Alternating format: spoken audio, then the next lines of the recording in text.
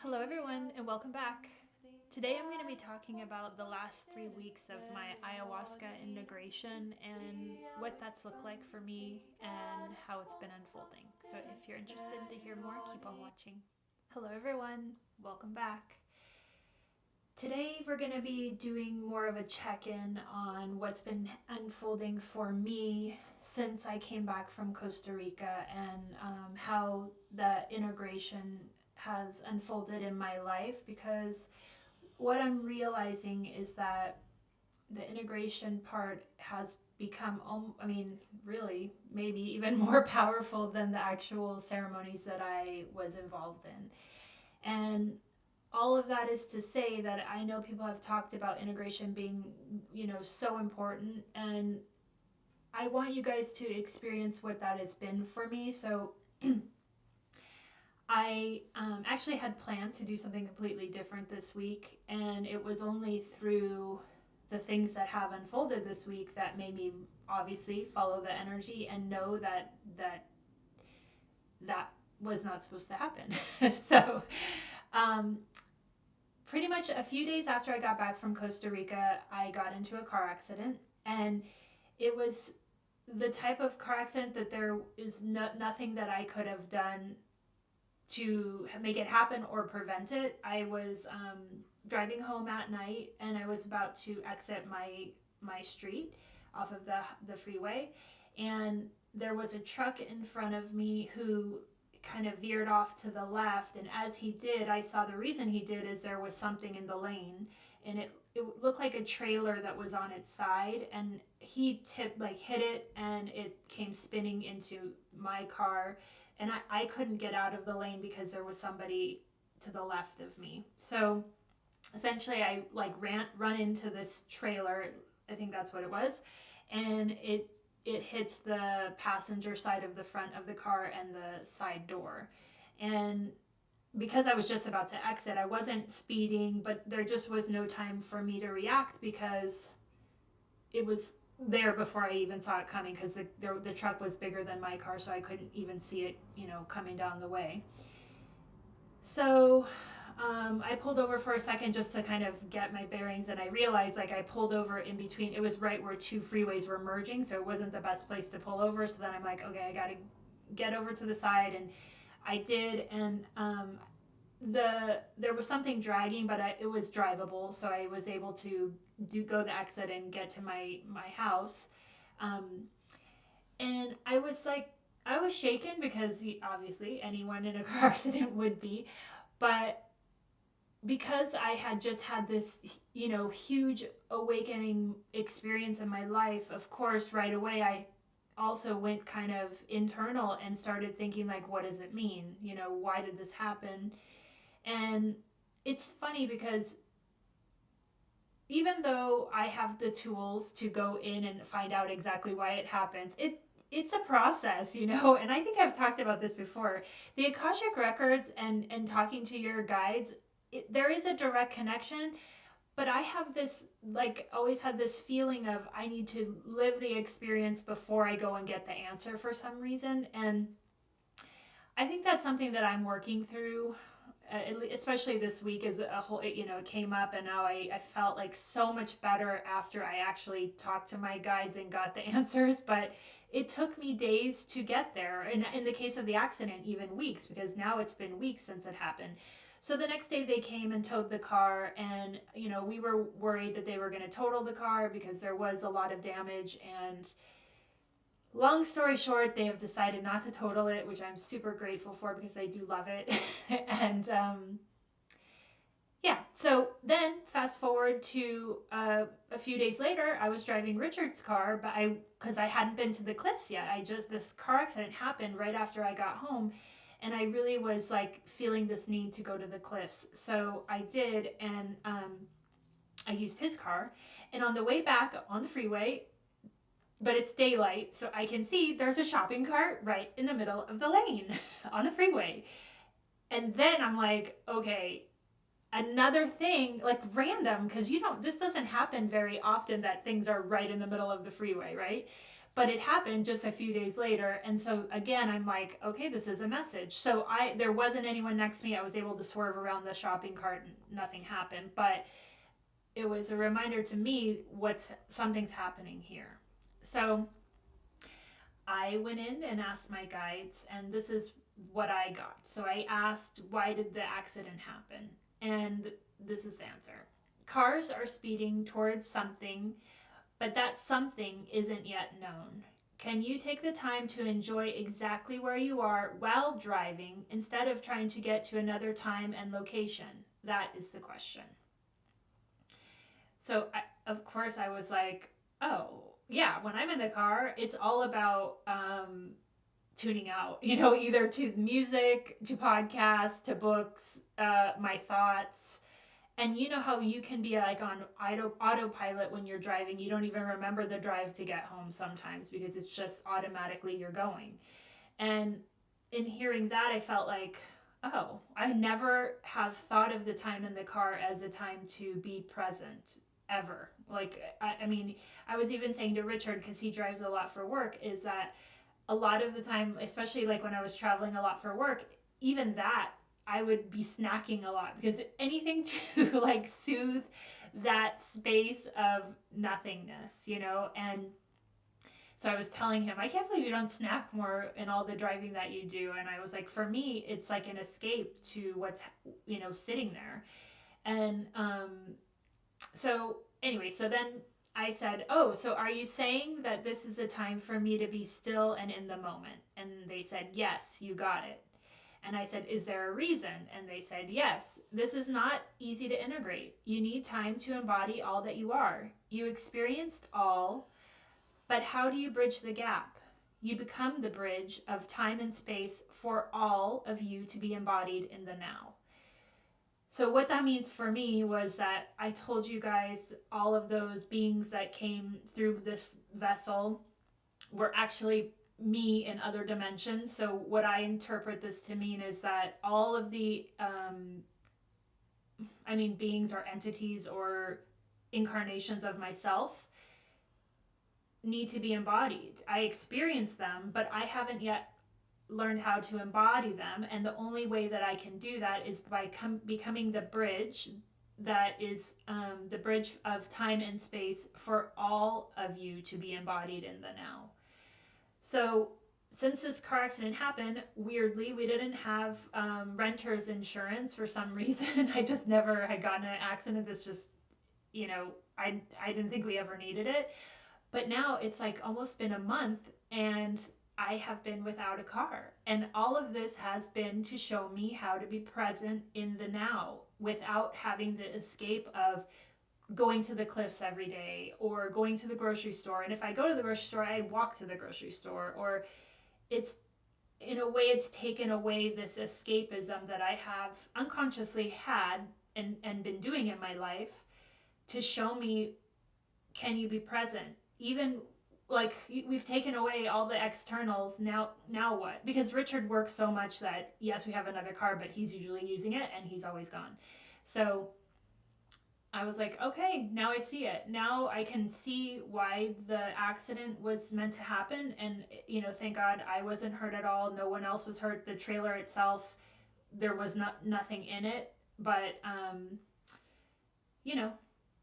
it was meant to happen. It was meant to be that exact time and moment for me to be awake. And it's funny because now when I've been driving Richard's car, I actually have been really focused on being in the moment. In even if it is like sometimes feels dull and mundane to pay attention to the car in front of you or what's happening around you, I am noticing in myself that I am very conscious of this moment versus projecting into where am I headed and what's happening today and what's happening in my head, and all of that stuff is basically taking us out of this moment. So yeah, that was my first lesson. And then my next question to them was, why do I feel so unembodied right now? Like, why am I feeling, it's weird because I was having this feeling of going inward, but not in my head, not in the thinking, when you are consciously or thinking and thinking and thinking. It wasn't like that. It just felt like, oh, I said this to my friend. I felt like I was in a spaceship hovering above Earth, not going anywhere, just observing from an outside perspective. But and what that did was made me feel like I wasn't here, like I wasn't grounded. And they said, this is what happens after you embody the other dimensions of yourself. It can be challenging to marry back into the body because you are not the same. You can't undo all that you've experienced, nor would you want to. Give yourself time and space to become the new you. So this, it's really tied to the accident too, right? Because to be present in the moment when you're driving means to be embodied. And this is why I was feeling so kind of like spacey, but not in like the like airy fairy way, more like in just the disconnected way. So my roommate in Costa Rica, she had decided to do a dieta of sananga, which I had spoken about in I think last episode, and that it's an eye drop that you can use in your eyes to get like intense clarity, and if you have eye issues, to help clear those up, and it also helps with the third eye activation. And she had just finished it's a 21-day dieta, and she's had some amazing breakthroughs. And so we spoke the other day, and she was telling me, oh my God, this happened, and she was making it very clear, you need to start, you need to get over your fear of this and just do it. And I knew when I tried Sananga the first time, this is months ago, I got to day 5 and I just felt so uncomfortable with it that I couldn't do it again. And what Sananga is it's so intense that it pulls you into the now, right? It pulls you right into this body in this moment, and the only way through it is surrendering to it. So I asked my guides, is this why Sananga came back into my life? And they said, yes, it is a reminder of the now. You have to surrender to it, even when it's uncomfortable and painful. If you can accept that, your life and the now moment become easy to embody. So again, I get it. All of these things, come and you pull the energy towards you when you need it most. And what I was needing was actual, practical, down-to-earth things that pulled me back to this time, this space. And now, not only do I still not have a car because it's still being worked on, but Sananga is also helping me really see that in myself and get grounded into this moment. So I want to talk a little bit about what I was planning to do this week on this podcast, is that I was going to talk about unconditional love. And the reason that was coming through was I felt just so, probably coming off the Wachuma experience, I felt so open to love and so embraced by the people in my life that, are not walking the same path as me. None of the people that I consider the closest to me are on this path. They are not spiritually awakening. They are observing, and maybe taking bits and pieces here and there, but they are not on this path. I'm going to actually change that. They are not in the same acceleration of the path as I am, because everybody's on a path, right? So, what I was feeling about unconditional love is how the people in our lives that are not on the same path as us, but are still able to love us in spite of it, that felt unconditional to me. And I was just really feeling into this, and I started tuning into the frequency of it, and really that's how I come up with these episodes, is I will get the spark of something and then I start really feeling into it and kind of let a couple days unfold to see what the energy is that wants to come through with that idea or topic. And in those couple of days, I got a text from my mom, and she listens to this podcast, so I'm going to try to be as fair to her as I can be, because obviously I love her to death. But it was a text that basically she was asking me why I had been feeling, or why I had been quiet or not my normal self. And it took, at first I felt like, oh, really? And again, remember, this is as the integration's happening, so I'm going through all of this at the same time. But yes, I definitely feel something's different, but I don't have the words to say what that different thing is. So I told her, like, I think I'm being more introspective for sure. And then I told her that I actually have decided to do another ayahuasca ceremony.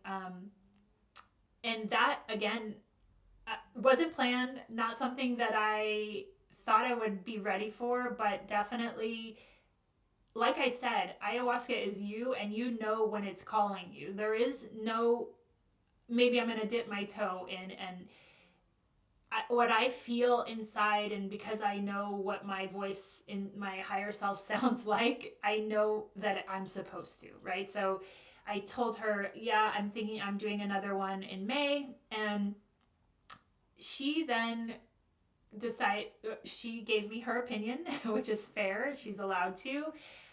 But she said, do you really need drugs to do this? And of course, when that word drug is used for something that I feel is so sacredly beautiful, and it's not a high, it's not like I'm escaping reality with this plant medicine, I felt defensive. I felt like you're judging me. And of course, going from this state of planning to do an episode about unconditional love, it's the first time I felt judged by her in this whole experience. And it's not nice, it's definitely not nice. It felt like one of the pillars that holds me up and makes me feel like, no matter if all these other people in my life think I'm crazy and that I've gone off the deep end, I have these 3 pillars in my life that make me feel supported. And again, even if they aren't experiencing the same thing, they can support me in this journey emotionally, really. And it could be through like asking questions. It could be like, I don't get it, but I want to hear what you have to say thing. So, she didn't feel that way. She said, I said, this isn't a drug. And she said, of course it is. And I said, I don't feel that way. And she said, well, opium is a plant and that's considered a drug. And I said, there are plants and drugs that heal you. There are things that hurt you, and there are things that help you numb out. And I feel that ayahuasca is a healer. It feels like deeply in my body that it is a medicine that is helping me heal the parts of me that are holding me back from being fully present and expressing exactly who I am in this life, right? And it's weird because, obviously I was on this journey before I decided that it was time for ayahuasca, but it feels like it's, for me, was the next step in that evolution. And the evolution is the journey, it's the path, and it's all perfect. No one's is going to be the same. And like I said before, this was brought into my path over a year ago, and I wasn't ready for it. So clearly I am consciously aware of what my choices and my actions are doing to this path and this journey for me.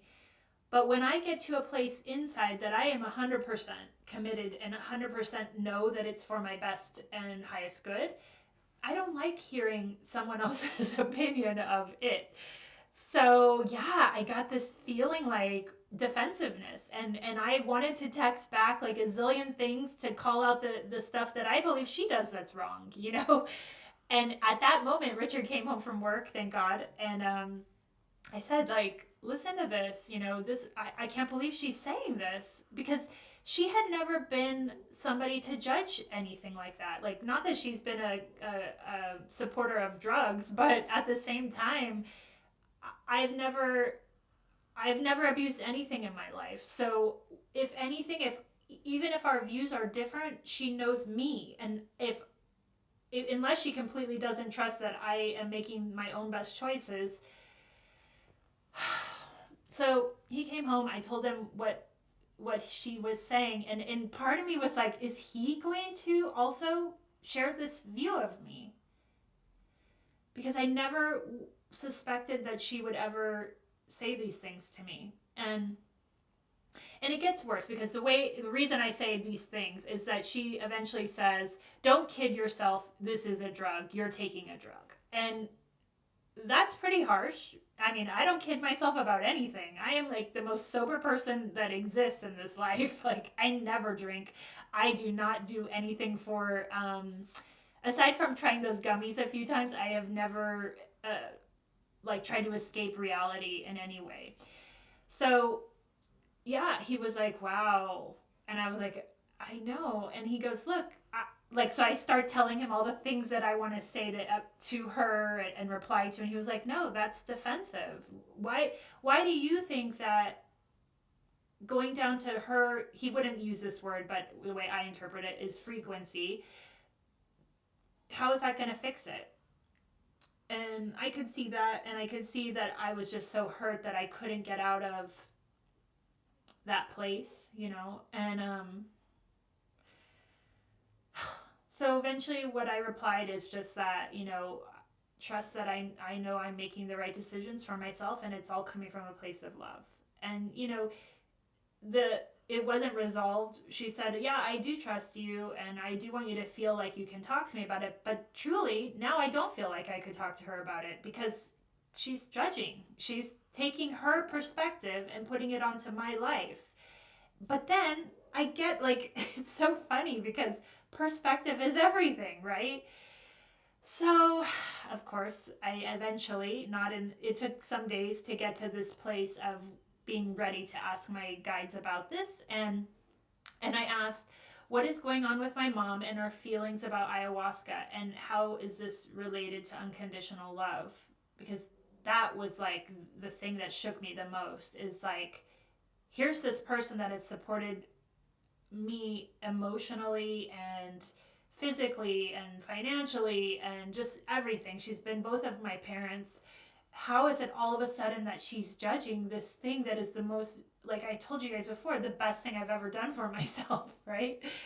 And so this is the answer. This is your lesson, not anyone else's. You are only here to learn through your experiences, not to teach others theirs. When you can get out of the defensive state and shift to a place of understanding, that is embodying unconditional love. Everyone is a mirror to your cracks. Can you see them? Or do you get distracted by the story of the reflection? And I mean, for me, I realized instead of tuning into what was actually going on, I felt defensive that someone that I thought trusted my choices was actually judging them from their perspective, right? But perspective is everything. Perspective is we each have our own unique perspective. And when I am choosing to constantly experience new and things that are soul growing, this can really have me coming from a completely different place than where society is at, or where my mom is at, or where Richard is at. And I get that. But the thing is that now I think this is the biggest part of this integration is it's like the veil of all of these illusions were pulled away. And now I see things for what they actually are. Now, in that moment, I got defensive, and I definitely was in my lower vibration, and I was more caught up in the story. And that's what they said. Do you get distracted by the story of the reflection? And that's what we all do. Usually, we're not seeing that reflection as a mirror to our cracks, our things. And instead, we're latching on to that person's judging me and making that the story. And what they're saying is that what is what she's saying bring up in you? That's what you need to focus on. That is where the healing is for you, because I cannot change or make anyone else agree with anything that I'm doing, right? And I know that. And I remember in the text messages I said to her, look, I understand this isn't for you, and I'm not trying to convince anyone. But what she was doing, and maybe this is unconditional love, is showing a mirror to my cracks, to my things. Why did I get defensive? Why do I care what anyone else thinks? Even though she's someone in my life that I value deeply, I still have to get to a place where it doesn't matter what anyone, and I mean anyone, because I've really let go of most people's opinions of me, but these last 3 people that I really deeply need, at least I feel like I need, I have to get to a place of not caring what their perspective is either way. Do I hope that they can support me even if they don't understand me? Of course. But I also have to let go of that hope, because that's where my crack is. That is where I have work to do. I have to get to a place of not needing that validation of it's okay, even though you're a little out there, you're still on the like side of semi-okay. Because really, what is semi-okay? It's what society tells us, right? And I know that her perspective on this plant medicine is because society doesn't understand it. And even I talked to one of you guys this week, and you were telling me that, the last couple episodes, aren't your thing right now. And I was like, that's exactly perfect. It was like a year and a half before it became something that opened up to me, right? And the thing is we're supposed to be trusting that feeling, and that is everything. I am not here to convince anybody of anything. I'm just laying out, like, these are the tools that have come in my peripheral, and when they are open, and when you feel that, like, almost like a blossoming in your heart space, then you'll know this came into my life through the path of this person's podcast, so that the seed was there, so that when that blossoming happened, I knew where it was coming from. And that's how I look at it. Like, the seed was planted for me a long time ago. I wasn't ready, and that's perfectly perfect, right? So I'm going to say this again, because I believe this to be the root of everything. Everyone is a mirror to our cracks. Can we see them? Or do we get distracted by the story of the reflection? And I mean, it really applies to every part of our experiences with every single person, right? Like, in this case, Richard was on my side, and I said, I feel like she's going to call you and try to do an intervention on me because she thinks I'm taking drugs. And he just started laughing, and he's like, look, I have to be honest, I don't understand your path either, but it's your path, and I support you. I know you, and I know that you know what's best for you. And to me, now I see that's unconditional. That is the place of where I think we all need to get to. And am I there? No. I have a lot of work to do, and as everybody does. But I know that is what that space feels like. It's like the trusting of the person that you know deep down, and you know their soul, and you know that there is nothing that's going to shake that. Like, have I changed? Yes, 100%. But in my perspective, for the better by 100%, and I'm not a shell of a person that I used to be. I actually have opinions, and I actually have courage to even come on and share them with you. I would have never done that before. And to me, seeing that growth in anyone that you care about, you should give that unconditional love. And that's what I believe. So that is something that I am going through right now. And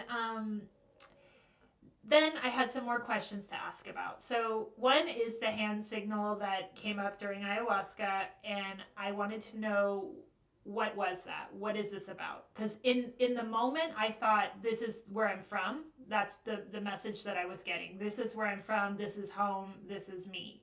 It's a vibration into all. It's the code that keys you into timelessness and the one vibration. It is your key to your vibration. And I said, is this a location? And they said, it is in that it's your unique signature and essence. It is you, it is all. It will play a role in your ceremony connections, and you will embody it as you when you want to call yourself home. So what I interpret that to mean is that when I want all of my other facets of myself to be embodied into this time and space, I will use this signal to call it all in. And it kind of makes sense that I thought, this is where I'm from, this is home, this is me, because this is me. And it's just a signal for me to say, like, I am ready for this experience with everything of me. So then I also asked about sound frequency, and that was because, you know, in my experience in these ceremonies was that sound was everything, right? And I really went into that in the other episodes, but they said, it is the thread that calls in the light and dark. It is you and it is all. Sound will be the way to wake up, but not for everyone. But not everyone is capable to hear the call. There is no judgment. So the reason that this came up was that I had a dream this week that Richard and I were like in a Walmart or some kind of store like that, and there was this group of people that were kind of walking through the store together, and all of a sudden they started emitting this sound. Like they opened their mouth and this sound came out. But it was a sound that was like unlike any sound that you or I can make. It felt like a it was like a kind of sound. And in my dream, at that moment that the sound was shared, everyone in the store turned and faced this group and echoed it back to them. And it felt like it was a call to wake up, and it was a call to remember who we are. And that's what I felt like. I was like, oh, okay, so there's going to be some sound. I mean, I don't know if this is true because this was a dream, but there's possibly a sound that we're going to hear that will click some cellular memory within our DNA that makes us aware this is who we are. So that's why I had this question of what is the sound frequency. So like they said, is sound will be the way to wake up, but not everyone is capable to hear the call, and there is no judgment. So that was another thing that happened this week. And then also, one of you beautiful sisters of mine shared a podcast that talked about why animals pull their hair or feathers out. And it was that they do this when they feel like when they're in captivity or when they're feeling depressed. And I'm going to share the podcast below that this came from. It's by Aubrey Marcus podcast. And he was talking about his experience with ayahuasca and with another person on his show. And she was reflecting it to me because she remembered that I have this issue of pulling my hair. And like I had mentioned, when I was going through those things in college, I had pulled out all my eyebrows, and then I also still am pulling on my hair, this hair. So I decided to ask about it. And the question is, why do I keep picking my hair? Why am I so anxious with it? And this is the answer. It is your antenna. It is your trigger to get a clear connection and self-soothe. Be gentle with yourself. Stop judging these actions. You do it because it's second nature to you. It reminds you that there is more. You are getting there, and it is knowing that you have more work to embody. So what I take that to mean is that it's my anxiety, like needing more. So what I realize is that in those moments where I want to do it, instead of checking out, can I be embodied? And can I connect with myself, my higher self, and find out why I'm feeling this way? Like get the download, get the message through me, through my body, instead of being like anxiously pulling at my hair. And ultimately, what I realized this week is that I need to use the tools that I have. Like I chose to study and learn how to get into the Akashic records. You know, I had this judgment about it. I had this feeling of aren't we here to live our lives, without that?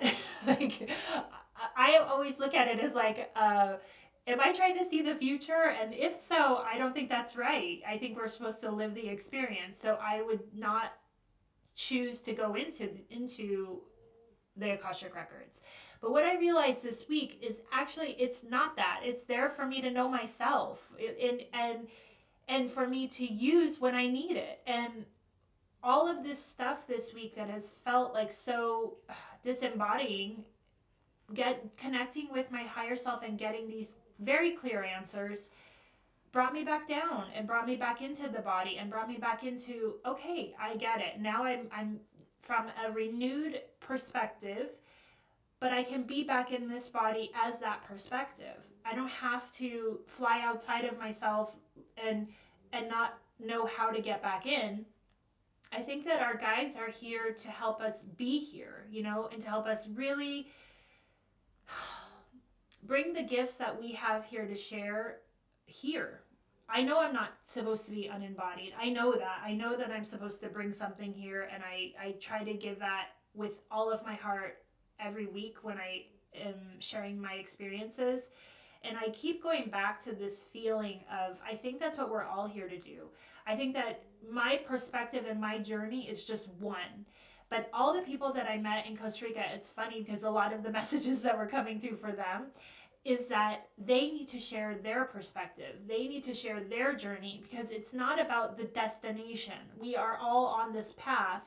And if we only have people from the perspective of I've done this and this is where I'm at, none of us know how to get there. We don't know what the journey is. We don't know that it's ups and downs and all over the place. And I am here to share that it literally every week is something completely different, and it's all perfect. It's not like I'm judging myself for having a week of being disconnected, because I have those too. I have those weeks that I feel like, what is going on? Like the last 3 weeks I haven't been able to go to the cliffs, which means I am struggling with meditation. And I wasn't judging myself, but I was feeling disconnected. I did get out in nature every day, but I still wasn't feeling the best. And now I know that that's part of it. That is what pushed me to go back into my records and to get these answers that I definitely needed to help me integrate all of this experience into this time and space.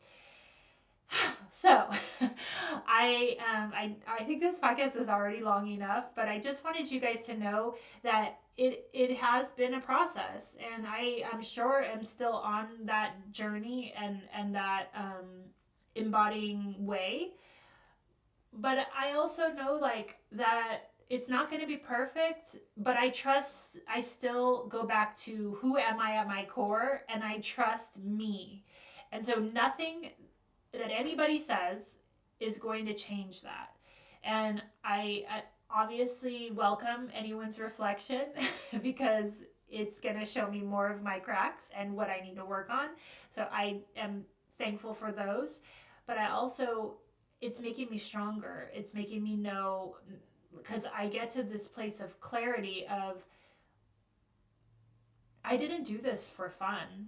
This isn't fun work. It wasn't like it's something that, you're going to a concert so that you can, enjoy the music and just veg out. No, this is deep work. This is really deep, deep, deep work. And the reason that I feel called again to do it is because I know there's more work to bring up, more things for me to incorporate into this being and into this life. And like my guide said, I'm here to be the bridge. And how can I be the bridge if I don't know what I'm working with? So thank you guys so much for being with me on this journey. And I do feel like I am supported by all of you, and I'm probably going to cry, but I want you to know that the energy that comes back to me after me sharing, it's hard to explain because I know it's not always in a way that's like a verbal or written or anything like that. But I just know that by me doing this, it's just opening up the window for someone else to be exactly who they're supposed to be, no matter who in your life doesn't agree with it. So I wish you all the courage for that, and thank you for being here for me, because I need it. If you haven't already, subscribe below.